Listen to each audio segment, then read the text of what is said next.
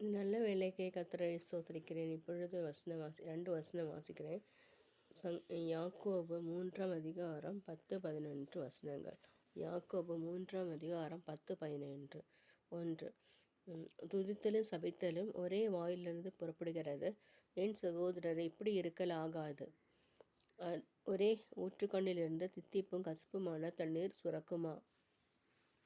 அருமையான வசனம். வசனத்தை நாம் இருக பிடித்து கொள்வோமாக.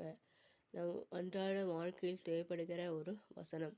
துதித்தலும் சபித்தலும் ஒரே வாயிலிருந்து புறப்படுகிறது. நம் வாழ்க்கையில் பல வேளையில் நாம் தவறுகிறோம், நாவினால் தவறுகிறோம். அப்படி ஆண்டவர் சொல்கிறாரு, நம்ம துதித்தலும் சபித்தலும் ஒரே வாயிலிருந்து புறப்படக்கூடாது, அப்படி வரக்கூடாதுன்னு சொல்கிறார்.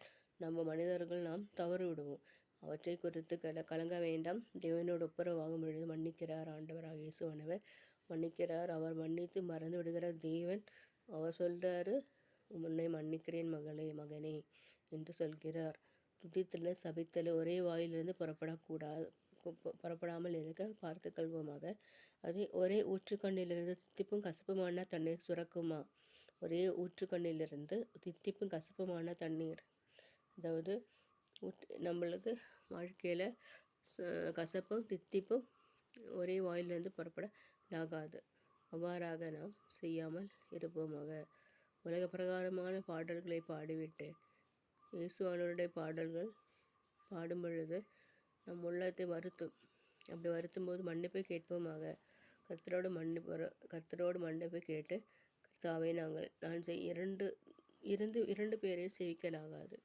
ஏதாவது ஒன்று எடுத்துக்கிட்டு இன்னொன்று நம்ம விட்டுவிட வேண்டும். ஆகவே கர்த்தராகிய ஆண்டவரை இருக்க பிடித்து கொள்வோமாக. அவர் சொல்கிறார், மகளே, மகனே, நீ தித்திப்பும் கசப்பும் ஒரே வாயிலிருந்து புறப்படலாகாது.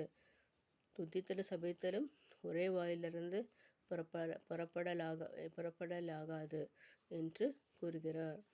ஆகவே நாட்களில் நாம் தவறாமல் வசனத்தை எடுப்போமாக, கீழ்ப்படிவோமாக. துதித்தலும் சபித்தலும் ஒரே வாயிலிருந்து புறப்படுகிறது. என் சகோதரர் எப்படி இருக்கலாகாது.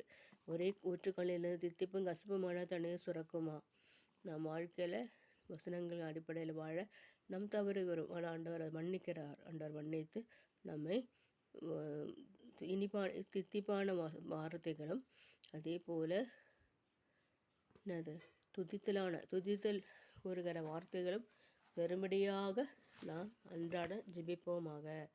இந்த நாட்களில் உறுதியாக இருந்த வசனத்தை பிடித்துக் கொள்வோமாக. யாக்கோபு 3ஆம் அதிகாரம் 10-11 வசனங்களை தியானியுங்கள்.